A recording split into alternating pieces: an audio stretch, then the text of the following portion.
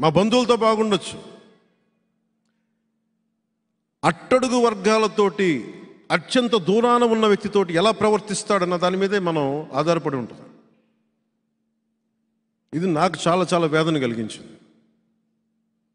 నేను చాలాసార్లు పార్టీ పెట్టడానికి సొంత నన్ను కాదని బయటకు వచ్చాను. గుర్తుపెట్టుకోండి, ఆయన కాదనే వచ్చాను, ఆయన ఇబ్బంది పెట్టే వచ్చాను, నాకు తెలుసు.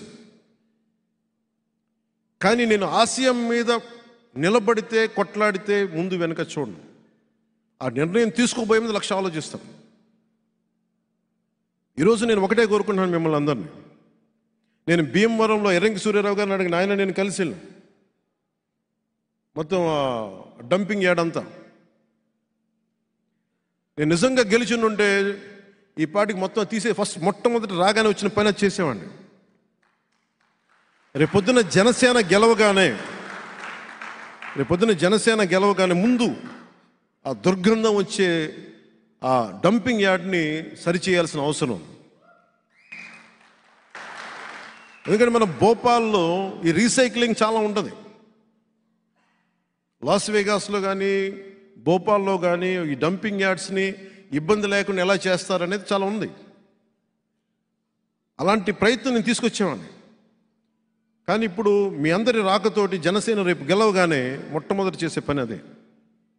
అలాగే అక్కడ కావాల్సిన వసతులు, సౌకర్యాలు కానీ, రోడ్లు కానీ, రవాణా వ్యవస్థ కానీ ఇవన్నీ సరిచేయాల్సిన అవసరమే. ముఖ్యంగా భీమవరంలో కావాల్సింది రౌడిజంని కట్టడి చేయాల్సిన అవసరం చాలా.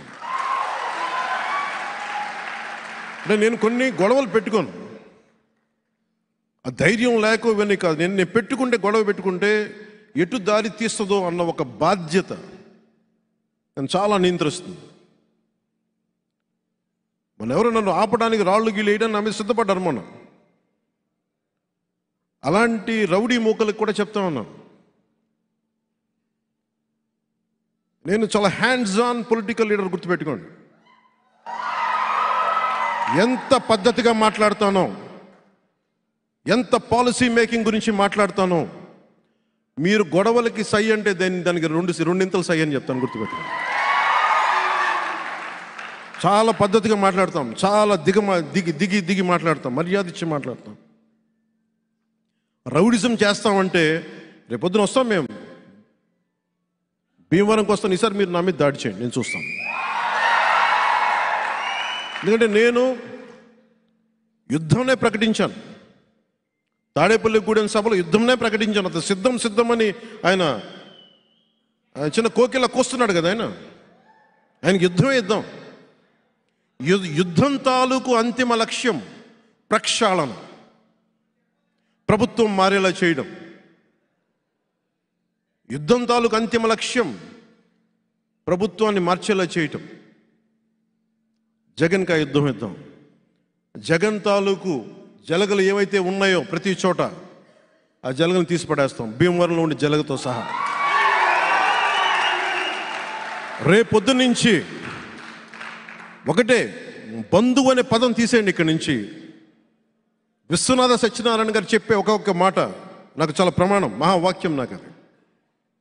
అన్ని అనర్థాలకి మూలం మానవ ప్రవృత్తి హేతువు కానీ, వాని కులం కానీ, మతం కానీ, ప్రాంతం కానీ కాదు. వీళ్ళ దిగజారుడుతనానికి కులం ఒకటి మద్దతు అయిందంటే అది డేంజర్. కులం అందరికీ పడిపోతుంది.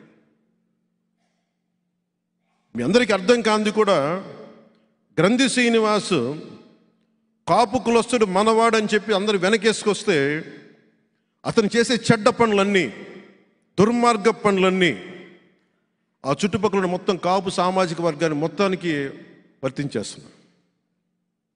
ఇది మీరు చాలా లోతుగా అధ్యయనం చేయాలి, ఆలోచించాలి. ఈ పార్టీలోకి గొడవ తగ్గించేవాడు కావాలి కానీ సమాజంలోకి, రాజకీయాల్లో గొడవ పెంచేవాడు రాకూడదు. నేను కోరుకుంటుంది కూడా పులపర్తి ఆంజనేయులు గారిని ఎందుకు ఆహ్వానించానంటే, గొడవ తగ్గించే వ్యక్తి.